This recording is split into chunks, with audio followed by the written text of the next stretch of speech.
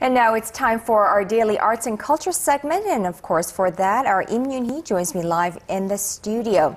So good afternoon to you, Yoonhee. Good afternoon. I hear that you recently went to a Buddhist-themed or Buddhism-themed exhibition. Of course, here in Korea, we know that the most practiced form of religion is Buddhism, right? Right. So I was able to visit the Central Buddhist Museum located in the heart of Seoul. Now, Buddhism has for a long time been integrated in the history of Korea and has grown to serve not only as a religion, but as a source of history as well. Here's how.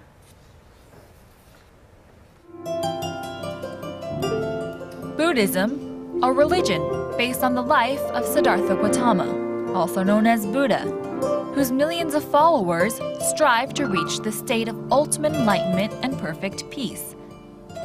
Nirvana.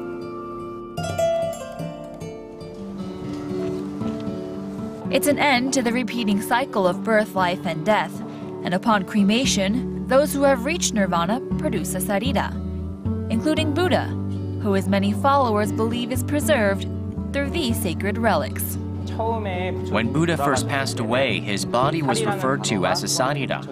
As Buddhism spread, sarira also extended to include any precious relics, usually referring to these small pearl-like objects found in Buddha's ashes, as well as the ashes of other individuals who have reached nirvana.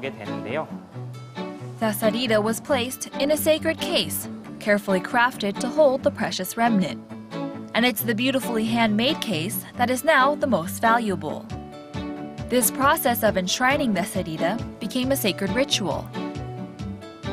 And 500 years after Buddha's death, a format for a special statue, called a pagoda, to hold the box was established. Along with the sarira, inside each case was stored historical artifacts, like jade jewelry, talisman, and other riches of the time. The result is a pocket of time, with priceless history preserved in the layers and layers of each reliquary.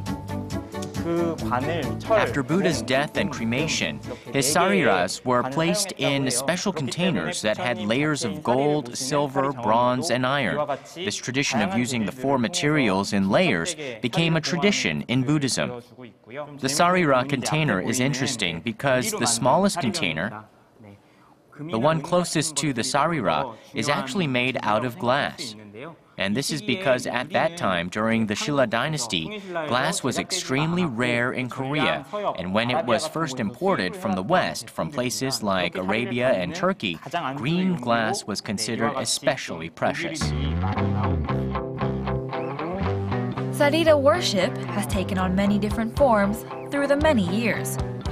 But with each protected sarira also comes a protected piece of history as well. Millions of people around the world continue to follow the example set by the life and death of Buddha.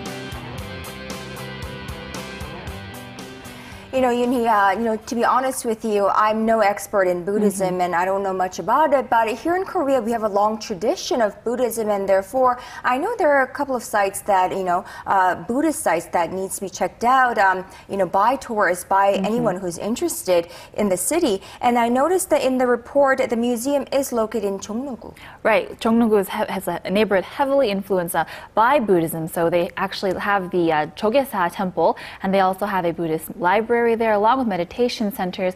You could even do a temple stay there as well. So an area known for its, Buddhism influence. But they also, I remember a few months ago, if you remember, I had brought the Lotus Lantern Festival.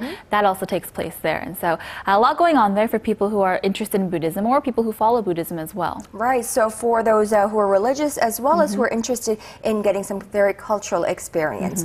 All right, Yoonhee, thank you so much for today and all of this week, and we will see you next week. See you then.